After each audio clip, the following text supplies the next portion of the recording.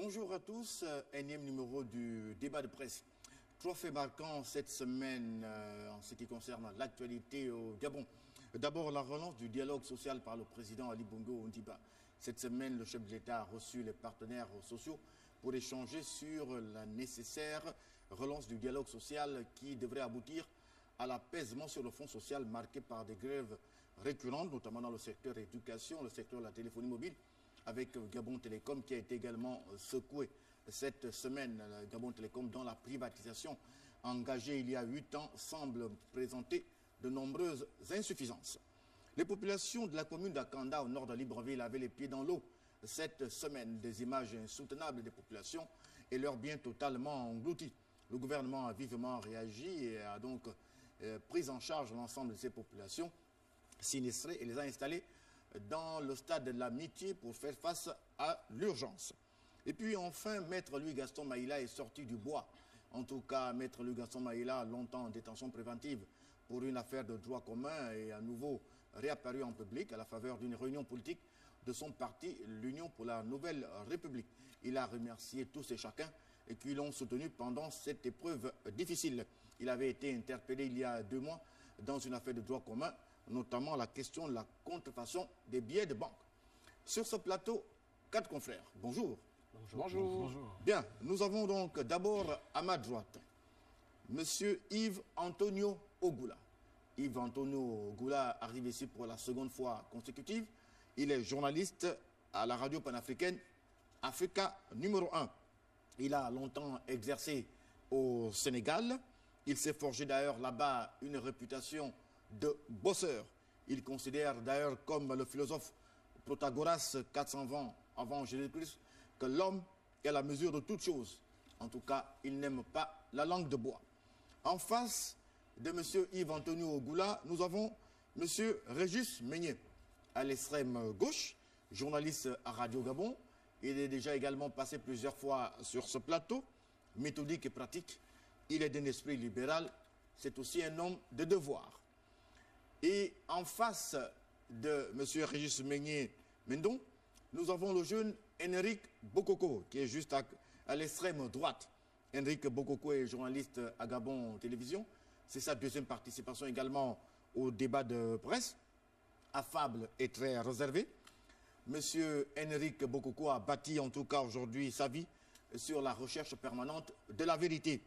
Il pénètre progressivement depuis sa sortie de l'école progressivement les arcanes du champ politique. Il a tiré de grands enseignements. Il refuse jusqu'à présent de penser comme Jean-Paul Sartre que l'enfer, c'est les autres. Et en face de M. Henrik Bokoko, nous avons Innocent Badouma, qui est à l'extrême gauche. Innocent Badouma, également un habitué du débat de presse. Il est journaliste au quotidien national L'Union. Il anime aux côtés de bien d'autres confrères à la rubrique économie. Journaliste également chargé des questions d'environnement. Il est très méticuleux. Sa plume est une construction, un art, une sensation. Et c'est tout le génie qu'on lui reconnaît. Alors, chers confrères, vous avez suivi l'actualité tout au long de la semaine. D'abord, sur le front social, il y a effectivement les populations d'Akanda, au nord de Libreville, qui ont passé une journée, celle du 18 novembre dernier, une journée très difficile, du fait de fortes averses qui se sont abattues sur la capitale gabonaise dans la nuit du 17 au 18 novembre dernier. Alors, Yves Antonio Ogula, on a vu que le gouvernement tout de suite apparaît au plus pressé en installant ces familles au stade de l'amitié parce qu'elles étaient de plus en plus vulnérables. La solidarité nationale a été mise en exergue et c'est à saluer parce que, évidemment, qu'on ne pouvait pas laisser toutes ces personnes au bord du gouffre. Mais il y a que la question des inondations est une question on ne peut plus fondamentale dans la vie de notre pays parce qu'elle nous cause énormément de tort. Et il faut à la vérité reconnaître que il y a 2 types d'inondations. Il y a les inondations qui sont de nature, passez-moi la tautologie, qui sont naturelles. hein, des catastrophes naturelles, parce qu'une rivière, un fleuve est sorti de son lit, comme on l'a vu il y a bien des années à Lambaréné, ou bien il y a eu un flux important de pluie. Ça, on ne peut pas gérer ça parce que c'est naturel. Il y a d'autres inondations qui sont provoquées par la négligence des personnes. Il y a donc la responsabilité du gouvernement qui est fortement engagée. À cette responsabilité s'ajoute la responsabilité des populations. Je m'explique. De 60 à aujourd'hui, tous les ministres en charge de l'urbanisation et du cadastre ont assurément des comptes à nous rendre. Expliquez-nous comment le gouvernement qui est en charge de la politique de l'urbanisation de notre pays soit absent alors que des gens viennent construire un peu n'importe comment. Ça fait désordre. Absolument. Absolument. Ce genre d'inondation, c'est la conséquence des constructions anarchiques et désordonnées. Et là, le gouvernement est interpellé. Cela signifie qu'il faut à l'avenir des méthodes, des mécanismes, de nouveaux paradigmes pour permettre qu'il n'y ait plus de construction anarchique faite dans le désordre, brinque-ballante. Regardez un peu tous les milliards que le gouvernement dépense pour indemniser les gens parce qu'il faut refaire la nationale. Ça veut dire que les gens n'ont pas fait leur boulot. Ça veut dire que les gens n'ont pas fait leur boulot. Et dans notre pays, il faut davantage attirer l'attention du gouvernement d'abord et des populations ensuite pour que chacun fasse bien son boulot. Parce que les conséquences nous rattrapent. Dieu merci, il n'y a pas eu de perte en vie humaine, mais beaucoup de matériel. Et nous sommes seulement au début de la saison pluviale. Et Dieu seul sait que la pluviométrie est très élevée dans notre pays. Donc, on s'attend encore à ce que l'arrière-pays soit également touché. Ça veut dire que les gens n'ont pas bien travaillé. Et ça doit interpeller aujourd'hui les uns et les autres afin que le travail soit bien fait. Les nouvelles villes qui vont être créées, les nouvelles constructions doivent être canalisées parce qu'il y a un problème d'assainissement chez nous et un problème d'urbanisme qui cause véritablement problème. Bien, alors Innocent Badouma, vous êtes au fait des questions environnementales. Alors, ce sont des images quand même insoutenables. Mais ça pose aussi quelque part le problème de la gestion à Libreville de ce qu'on appelle les bassins versants. Oui, il y a la question des bassins versants, c'est-à-dire l'installation des populations un peu n'importe comment. La question d'Akanda, ça fait 4 ans que j'habite en Gondje. Et il faut dire que cette pluie de 18, c'est la première pluie que je vois qui soit de cette nature. Elle est partie de 22 h à 10 h le lendemain. Donc pratiquement 12 heures de pluie intense. Donc il y a eu un phénomène naturel. Mais déjà j'avais, depuis 2010, 2011, écrit une série d'articles sur la zone d'Akanda. En fait, ce qu'il faut comprendre, c'est que cette zone, les marécages ou les bassins versants jouent le rôle de l'éponge. Prenez l'image de l'éponge. L'éponge a pour objet d'absorber, c'est-à-dire ça absorbe de l'eau. Quand il y a des pluies, c'est une zone de rétention des eaux. En amenant les maisons sur ces zones, donc il y a le poids, c'est comme si vous posez un caillou sur l'éponge, effectivement, ces zones naturelles n'arrivent plus à retenir de l'eau. Et aujourd'hui à Kanda, c'est des constructions sur des zones assez marécageuses. Sur le nid des rivières aussi. Sur le nid des rivières. Et vous vous souvenez que la communauté environnementale nationale s'est opposée à la construction de l'aéroport dans la zone d'Akanda, parce qu'il fallait préserver les oiseaux, il y avait des risques. Mais il y aura aussi la question de la nature du sol. Quand vous partez d'Angondje jusqu'à Malibé, vous creusez à 1 mètre, 1,5 mètres, vous trouvez de l'eau. Donc c'est des zones naturellement où il y a de l'eau. Le deuxième phénomène, c'est la construction ou la destruction du littoral. Parce que le littoral permettait aux eaux de ruisseler. Or, les gens en construction, notamment ceux qui sont nantis, en construction sur le littoral et en vendant du sable, ont empêché la capacité du sol à absorber de l'eau. Voilà aujourd'hui ce qui se pose. Et il y a des géomorphologues, tels que le professeur Magloua Manganga, qui estiment que dans 20 ans, on pourra assister à un affaissement de ces zones-là. C'est ce qui s'est passé au Cap-Vert, etc. Et ne soyez pas étonnés que dans 10-20 ans, on a un abaissement, c'est-à-dire le sol va descendre en deçà du niveau de la mer et l'eau va rentrer sur le continent. C'est une éventualité. Alors, il faut vraiment prendre des dispositions. Alors, Régis Meignier, certes, vous n'habitez pas au nord de Libreville, mais tout le problème reste entier dans la capitale gabonaise, la question des bassins versants. Mais il semble que le gouvernement a quand même mis en place une cellule de coordination de cette question des bassins versants. Mais ce qui semble, les actions sont illisibles. Hein. De toutes les manières, il n'y a qu'à parcourir un tant soit peu la ville de Libreville, certains quartiers de Libreville. Vous constatez que quelque chose a commencé à être fait dans ce sens par le gouvernement de la République. Il y a, me semble-t-il, des embranchements qui ont été construits, de très grandes rigoles qui ont été également construites, bétonnées. Et je pense que ce n'est pas suffisant. Il va falloir que le gouvernement en fasse davantage. Alors, Henrik Bokoko, une situation que Gabon Télévision a traitée cette semaine, lorsqu'on a regardé les images du chef de gouvernement qui s'est rendu au stade de l'amitié, hein, c'était vraiment désolant. Hein. Absolument, Sylvain, vous avez raison de le souligner, vraiment désolant. Et heureusement que immédiatement, ces familles ont trouvé quand même le soutien de la part des autorités en leur relogeant pour le moment un abri provisoire au niveau du stade d'Agonje. Donc il faut juste de l'amitié. Il faut retenir, comme disait Innocent tout à l'heure, c'est une zone marécageuse. Et ce qui me étonne un peu, c'est que Kanda, c'est la nouvelle commune. La commune, voilà, où désormais on ne devrait plus répéter les erreurs qu'on observe ici à Libreville. Donc au moins à Kanda, il faut désormais que le ministère de l'Urbanisme et le ministère de l'Habitat également se charge véritablement pour mettre des canaux, des systèmes de canalisation, parce que la ville est en train de s'étendre vers Akanda. On a le stade de l'Amitié, qui a sino-gabonaise, qui a abrité la Cannes, et peut-être d'autres infrastructures qui verront le jour dans cette zone-là. Donc il est temps que désormais on arrive à mettre des mécanismes qui permettraient que ce genre de situation... Alors Yves Antonio Ogoula, dans des situations comme de cette nature, les populations sont généralement meurtries. Est-ce qu'il y a quand même autour un encadrement psychologique qui se fait? Il faut, c'est un impératif, il faut aider les populations qui sont déboussolées par ce qui s'est passé, du fait de leur responsabilité d'abord, il faut le dire, et la responsabilité beaucoup plus importante de l'État, parce qu'en définitive, l'État, c'est la lanterne qui éclaire les populations pour dire, vous pouvez construire dans cette zone, vous ne pouvez pas. Et face à ce drame, il faut leur apporter l'assistance nécessaire. Mais je veux relever ici, l'importance qu'il y a eu. Rendons grâce à Dieu, il n'y a pas eu de perte en vies humaines. Parce qu'il faut saluer la promptitude de l'armée française qui a intervenu. La Croix-Rouge. La Croix-Rouge, les sapeurs-pompiers, les scouts et autres. Mais Sylvain, il y a énormément de boulot dans notre pays.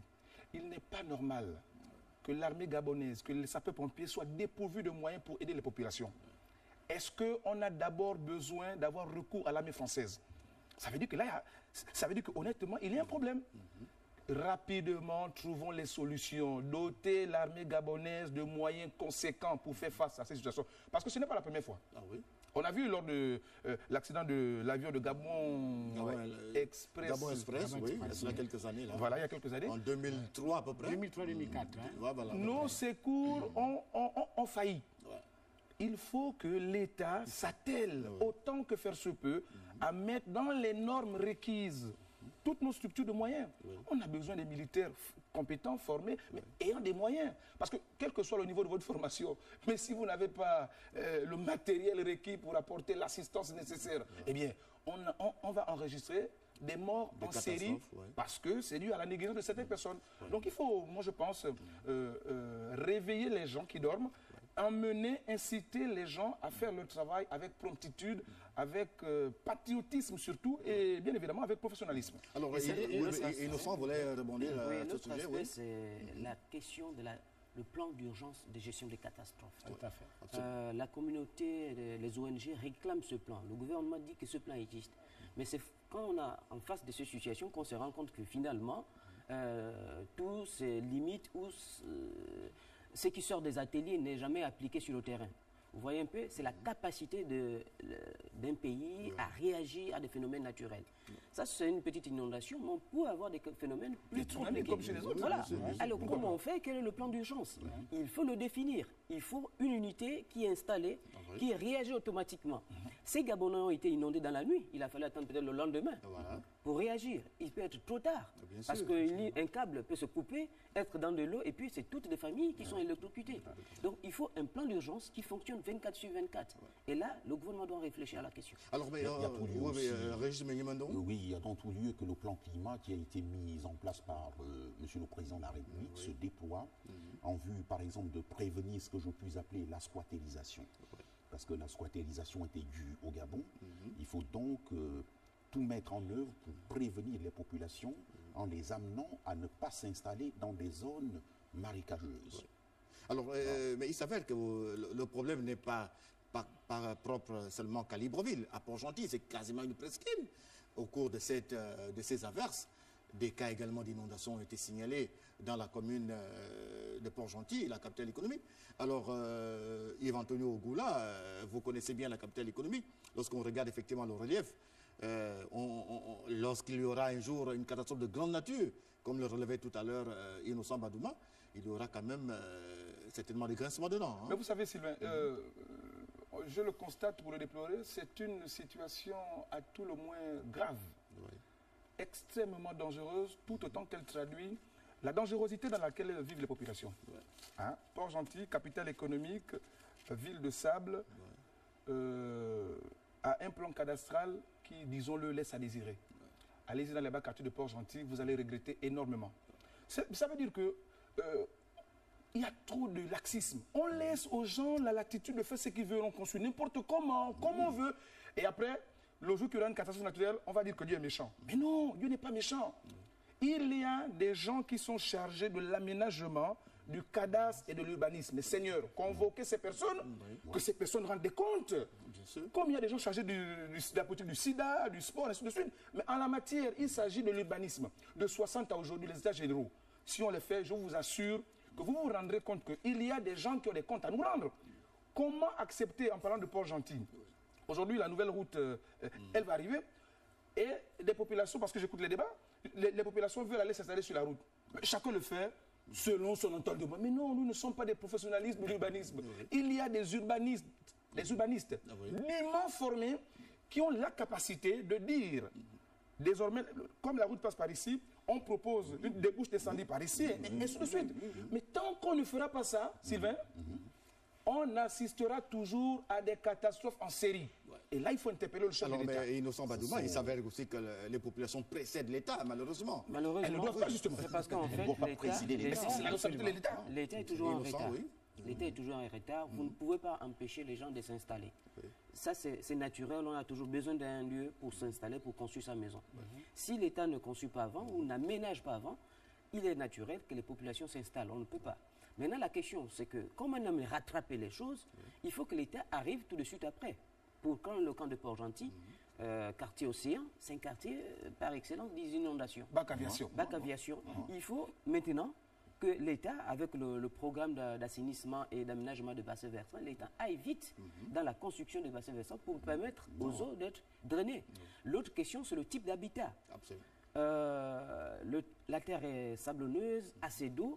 Maintenant, il faut étudier le type de construction sur ces niveaux, à ces niveaux-là.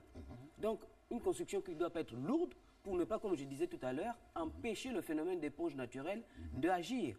Donc, il ne faut pas du béton, etc. Parce que, même quand vous regardez la zone située entre Dragon à Libreville et Avea, j'ai longé lors d'une étude, vous verrez des maisons qui s'affaissent. Des gens qui ont complètement abandonné les maisons parce que les maisons se sont... Parce qu'il y a des risques. Voilà. Alors, on va terminer avec ce dernier point. Nous passons cette fois au deuxième sujet, consacré cette fois à la rencontre au palais présidentiel cette semaine entre le président Ali Bongo Ondimba et les partenaires sociaux. Il s'agissait donc là de déviser sur la relance du dialogue social. Après que le Premier ministre ait reçu la semaine dernière également les partenaires sociaux face aux grèves récurrentes dans le secteur social de base. Alors, Yves Antonio Ogoula, vous avez suivi la rencontre entre le président de la République et les partenaires sociaux. On tend vers l'apaisement, car le Fonds social était en ébullition ces dernières heures. Hein. Bien évidemment, on tend vers l'apaisement. Bon, il faut souligner que la démocratie est bruyante. Hein. On ne gouverne pas dans le silence. Ce n'est que dans les dictatures qu'il y a le silence. Il est donc intelligent et important que les citoyens, maîtrisant leurs droits, élèvent de temps à autre la voix quand ils remarquent que les conditions ne suivent pas. La décision prise par le chef de l'État, moi je l'applaudis, mais est-ce que véritablement cela va régler les problèmes de fond rencontrés par la communauté des travailleurs, tant sur le plan privé que sur le plan public au Gabon? Parce que, encore une fois, il est important pour l'État de savoir anticiper. Hein? Il n'est pas toujours bon que des ministres montent au créneau et qu'ils aient la casquette de sapeur-pompier. Parce que si on est sapeur-pompier, ça veut dire qu'en amont, on n'a pas fait le travail qu'il faut. Hein, la politique, c'est de la vision. C'est Laurent Fabius qui disait qu'en politique, il n'est pas nécessaire d'avoir une grande taille, mais il est capital et vital d'avoir une grande vision, avoir de la hauteur. Absolument. Donc il faut que l'État anticipe sur les actions et s'attelle autant que faire se peut à mettre dans des conditions acceptables, des conditions professionnelles, toute la société des travailleurs gabonais, parce qu'en définitive, quand les travailleurs se sentent bien, c'est l'équipe gouvernementale, c'est le pouvoir en place qui gagne des points. À l'opposé, quand on écoute des grincements dedans, dans le domaine de la santé, dans le domaine de l'éducation, des secteurs aussi sensibles, eh bien, c'est l'État qui prend un coup et ça participe à ternir l'image de notre pays. On ne discute pas que la lumière, il faut davantage d'intelligence, de concertation pour appliquer les politiques publiques. Alors, Régis Menimendon, ça va également au terme des rencontres entre le chef du gouvernement, après que ses partenaires sociaux aient été reçus par le président Ali Bongo Ondimba. Le Premier ministre a repris le dossier. Alors là, on va vers un encadrement juridique du dialogue social dans notre pays. Je pense que sans risque de me tromper, et on peut le dire comme cela, il s'agit en fait pour le Premier ministre, au chef du gouvernement de la République, d'encadrer tout ce qui a été dit lors de l'Agora que le président de la République a eu à convoquer à la présidence de la République. Oui, mais il reste qu'il faut bien que dans un pays, il y ait parfois des sons de cloche différents. Alors, Innocent Badouma, lorsqu'on regarde un peu la configuration, l'esprit qui a prévalu, l'ambiance qui a prévalu autour de ces travaux, bon, on peut dire que finalement on va aussi vers une nouvelle trêve sociale. C'est peut-être un cheminement parce que les syndicats ont appelé non pas à un arrêt de la grève, mais à une suspension de la grève, donc jusqu'en décembre. Pour ce qui est du secteur de l'éducation nationale. Donc, il donne au gouvernement, en d'autres termes, il donne au gouvernement un temps pour voir, un mois, pour voir si tout va être réglé. Mais derrière la question, et c'est ce que je dis, c'est derrière la caution morale du président, il y a toute la question d'orientation de politique. Parce que s'il y a revendication, c'est parce que les conditions de travail, l'économie ne suit pas. Le président l'a relevé lui-même en disant que si il faut continuer à soutenir l'effort social, il faut effectivement que le pays s'enrichisse. Ça, il a retravaillé. Il faut donc mettre en place les conditions de compétitivité de l'économie, les conditions de développement des affaires. Les investitures, les investissements. Voilà. Investissements, oui. À ce niveau, c'est toute la question. Est-ce qu'aujourd'hui, la diversification de l'économie est telle qu'on peut supporter toutes les prises en charge qui vont être mises en place. Au-delà, le président a rappelé la question du revenu mensuel minimum de 150 pour les fonctionnaires. Ça veut dire que quand on se situe dans une dimension sous-régionale et mondiale, ça veut dire que les coûts de facteurs de production, d'un bien au Gabon vont être élevés. Est-ce qu'aujourd'hui, on tient compte de la compétitivité par rapport aux autres pays? Est-ce qu'aujourd'hui, on peut être compétitif avec des coûts de facteurs élevés, en prenant en compte tout ce qui est plan social, etc. Donc, c'est la lutte traditionnelle entre le dosage traditionnel entre l'économie libérale et la social-démocratie qu'il faut essayer d'encadrer. Parce que c'est bien beau, il faut partager, mais si on partage et qu'on n'a pas d'argent pour partager, eh bien, le système est voué à l'échec. Et c'est ça le risque aujourd'hui. Alors, Régis Meunier, je voulais quelque peu rebondir sur ce qu'il venait de dire, parce qu'il tire un parallèle entre le libéralisme économique et la social-démocratie. La social-démocratie implique des réformes sur le plan social. Quelles sont ces réformes? Quelles sont-elles? Les réformes, ça va être le type de sécurité sociale. Est-ce que nous allons dans le bon sens? Est-ce que l'économie nationale peut continuer à supporter, par exemple, la CNAM-GS et tout ce qui implique ça, c'est au niveau social. Est-ce qu'aujourd'hui, au niveau social, on peut continuer à prendre en charge de manière significative, parce que le président parlait du relèvement, par exemple, du soutien à la scolarisation de l'enfant, l'allocation, je crois, des rentrées scolaires, qui passe à 62 000. Bon, avec le taux de naissance, est-ce qu'on peut, dans 5 ans, 6 ans, continuer à soutenir ce programme-là? Donc, c'est toute la question. Et là, le Premier ministre, qui est monétariste, et je n'ai rien contre les monétaristes, doit aussi penser à l'économie réelle. C'est-à-dire l'économie qui transforme les structures, qui crée les entreprises. Et si à ce niveau, les politiques ont peur de créer des hommes d'affaires capable de créer la richesse et la redistribuer, eh bien, il y a un problème. Absolument. Il faut démarquer, c'est-à-dire que l'économie, il faut créer un tissu économique et les politiques doivent jouer le rôle d'orientation des politiques économiques. Alors, Henrique Bokoko, on va essayer d'aller un peu plus vite. Alors, parmi les questions qui ont été évoquées, le président a parlé du système de rémunération qu'il va falloir aujourd'hui revoir. Alors, est-ce à dire que le système tel qu'il se présente aujourd'hui a présenté ses limites? Absolument, Sylvain, c'est le cas de le dire, hein, il y a des insuffisances. Innocent l'a relevé tout à l'heure. Donc il faut effectivement, dans la volonté du chef de l'État, c'est de revoir ces insuffisances-là, c'est de faire en sorte que certains de nos compatriotes qui sont dans les secteurs de l'État où la rémunération ne répond pas au SMIC, par exemple, aujourd'hui, qui est à 150 000 francs. Il faut faire des efforts dans ce sens-là. Il n'est pas encore à 150 000, le SMIC. C'est le niveau de rémunération qui doit être fixé à cette hauteur à peu près. Alors, Yves Antonio Ogoula, alors l'autre aspect qui a été quand même relevé au-delà de ce système de rémunération, mais est-ce qu'il n'y a pas quand même de risque aussi là, un peu, avec ce relèvement du système de rémunération, est-ce qu'il n'y a pas un risque d'explosion de la masse salariale? Et qui peut avoir un contre-coup sur le panier de la ménagère et même auprès des opérateurs économiques. Mais Sylvain, on ne discute pas avec la lumière.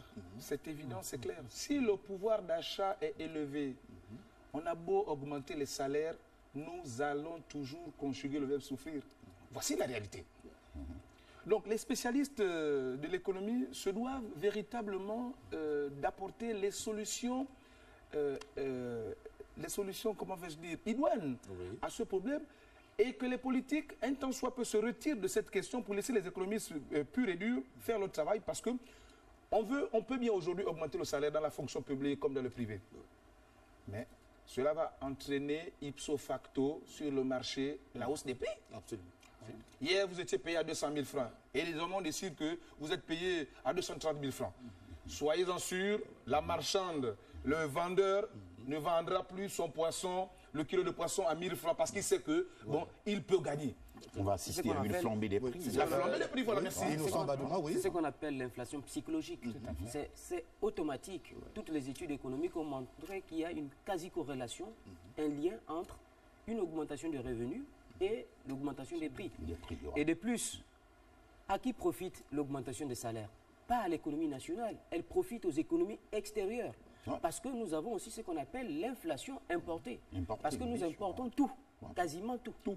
Et du coup, nos salaires vont financer les économies étrangères. Nous-mêmes, nous ne produisons pas.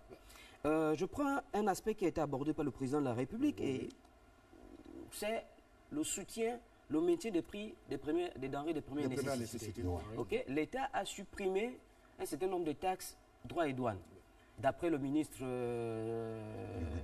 Luc Oyoubi, qui était à l'économie, cela représentait à peu près 11 milliards par trimestre. Alors, pour moi, c'est une subvention aux agriculteurs étrangers. C'est-à-dire que ces 11 milliards, c'est comme si on subventionnait les petits pois, les oignons, etc., les carottes, qui reviennent de l'étranger. C'est de l'argent accordé aux économies étrangères. En plus des subventions qu'il y a dans leur pays. Parce que dans l'Union européenne, il y a des subventions. C'est comme au Cameroun, il y a des soutiens. Du coup, on délaisse ou on fragilise la production agricole nationale. Et si on ne produit pas au niveau national, naturellement, les coûts des biens vont être élevés parce que nous ne maîtrisons pas ce paramètre. Donc aujourd'hui, c'est toute la dimension, la réflexion d'être réorientée vers le type de politique que nous voulons mettre en place. Le tout n'est pas d'augmenter les prix. On vous donne 1 million. La marchande camerounaise qui importe ses biens saura qu'il y a 1 million, eh bien, elle va vendre cher. Et comme il n'y a rien, il n'y a pas d'alternative sur le marché, il n'y a pas de choix, vous êtes obligé de prendre à des coûts élevés. Bien. Alors, le dernier aspect sur ce point-là, avant de passer au troisième sujet. Alors, le président a évoqué, Régis Meunier, la décision qui avait été prise il y a quasiment 1 an aujourd'hui sur l'interdiction des véhicules d'importation de plus de 3 ans. Alors, là, le président a demandé à ce que le gouvernement révise sa position.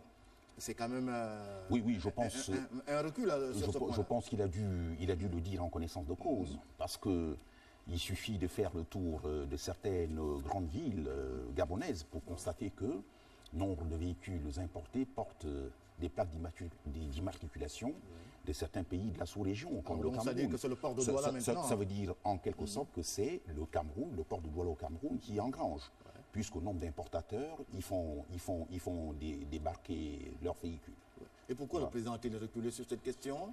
Bon, mais écoutez, d'abord parce que le président, c'est d'abord un homme, contrairement à ce que beaucoup de personnes pensent.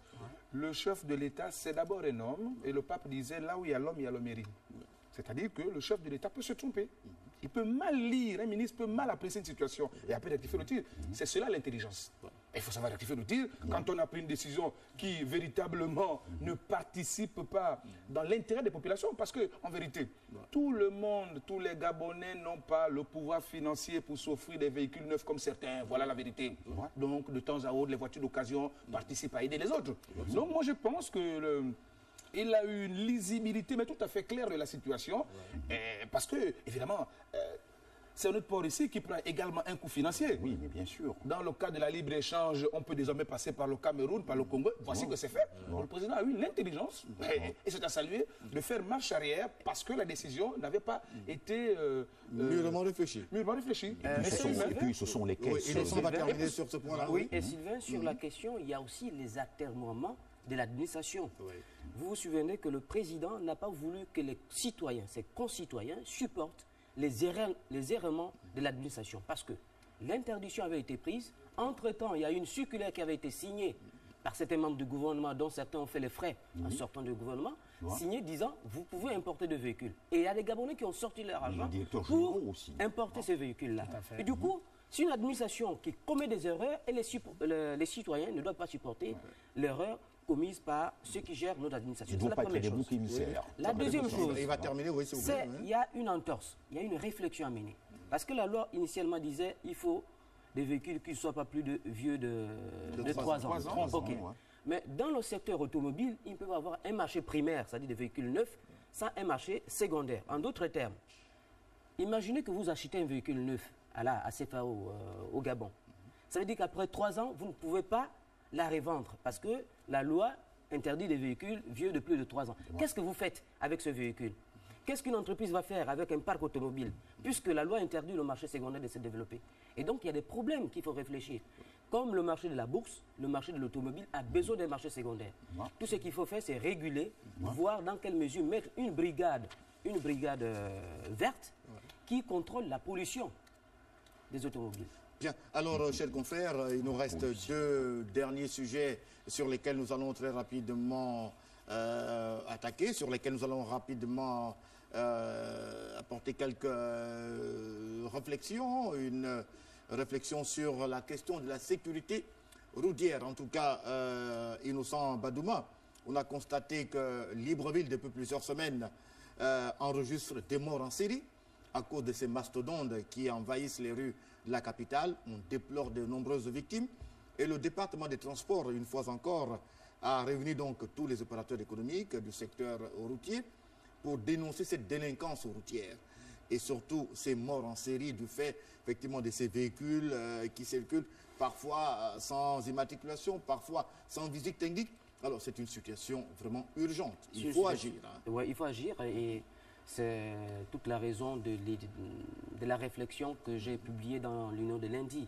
Idée conjoncture. Je disais ce n'est pas normal qu'on attende qu'il y ait des pertes en vie humaine pour qu'un ministre du transport puisse réagir.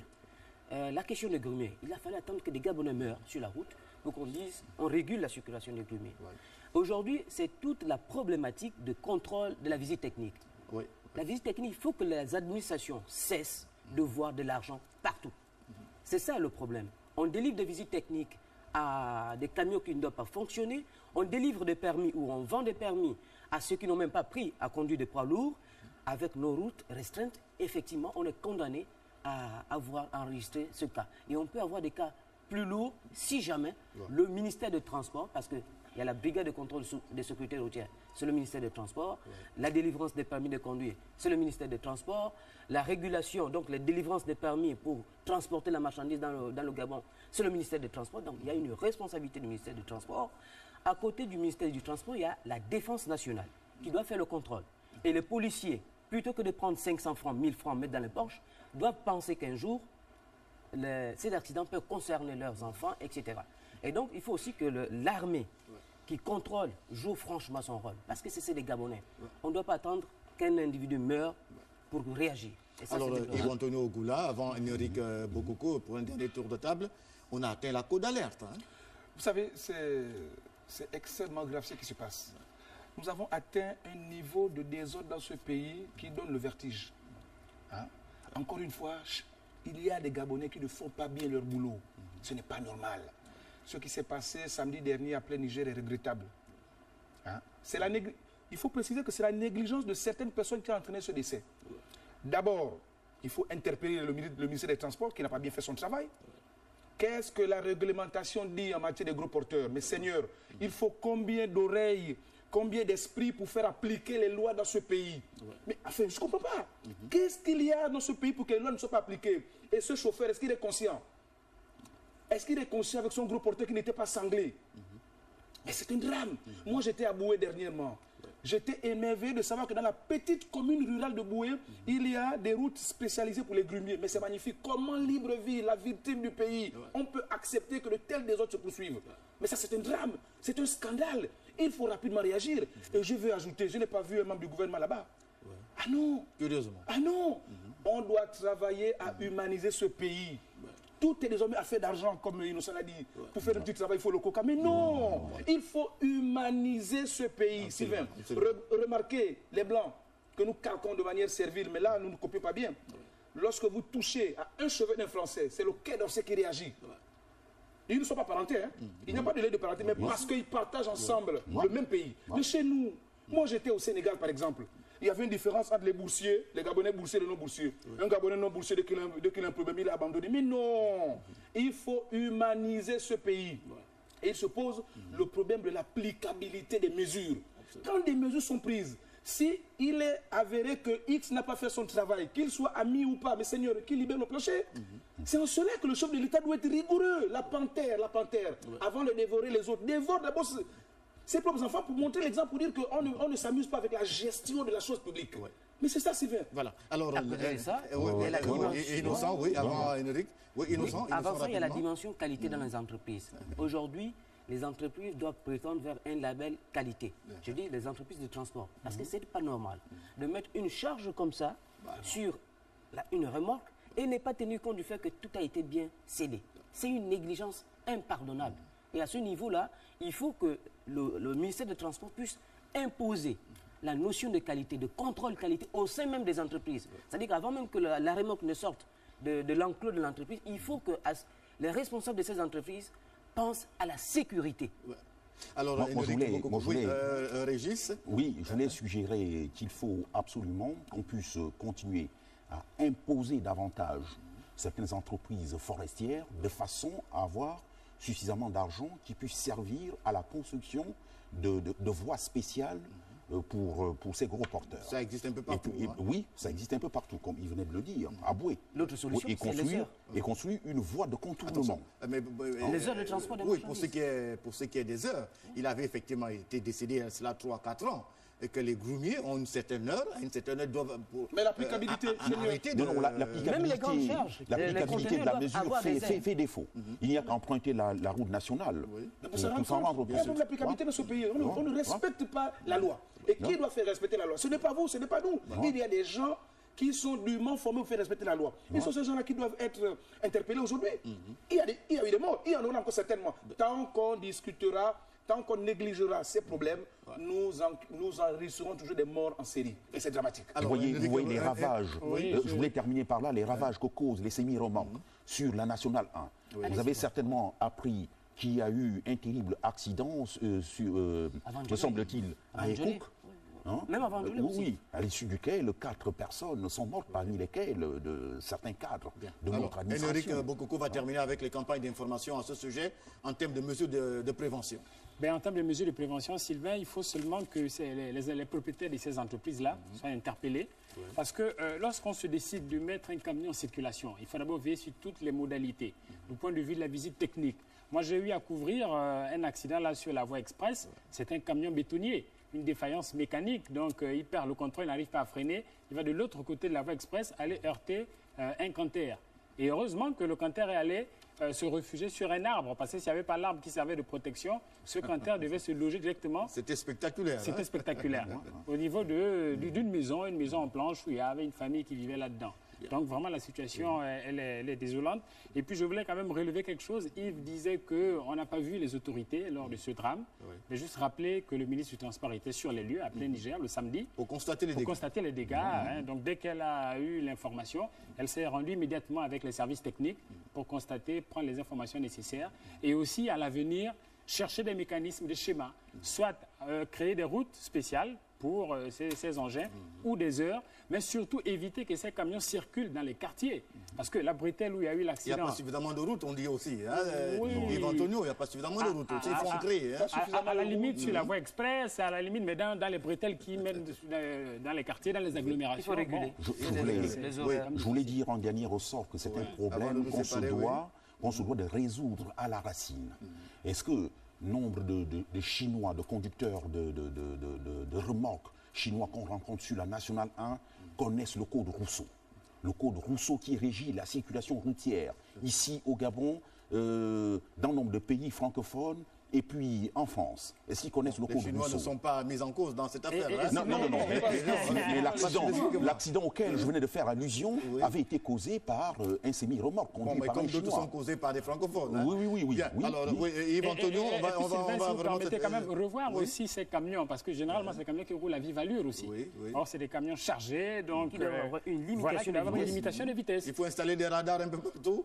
Surtout déployer des agents de force de l'ordre pour mener un véritable contrôle. Au Maroc, on peut tendre vers cela. Au Maroc, il y a des radars. Une fois vous brûlez la vitesse, vous dépassez 60 80 à l'heure. Bien, merci chers confrères. Nous avons été quelque peu perturbés par ces nombreuses coupures d'électricité de Dame et SG et que les téléspectateurs veuillent bien nous en excuser. Mais notre volonté, c'était donc de vous informer, de servir. Et nous sommes arrivés au terme donc de ce débat de presse. Nous étions donc là aujourd'hui avec Yves Antonio Ogoula, journaliste à Africa numéro 1. Nous étions avec Henrik Bokoko, journaliste à Gabon Télévision. Nous étions avec M. Régis Menyemendon, journaliste à Radio Gabon. Et enfin, nous étions avec M. Innocent Badouma, journaliste et économiste au quotidien national L'Union. Ce débat de presse s'achève. Portez-vous bien et surtout, à très bientôt.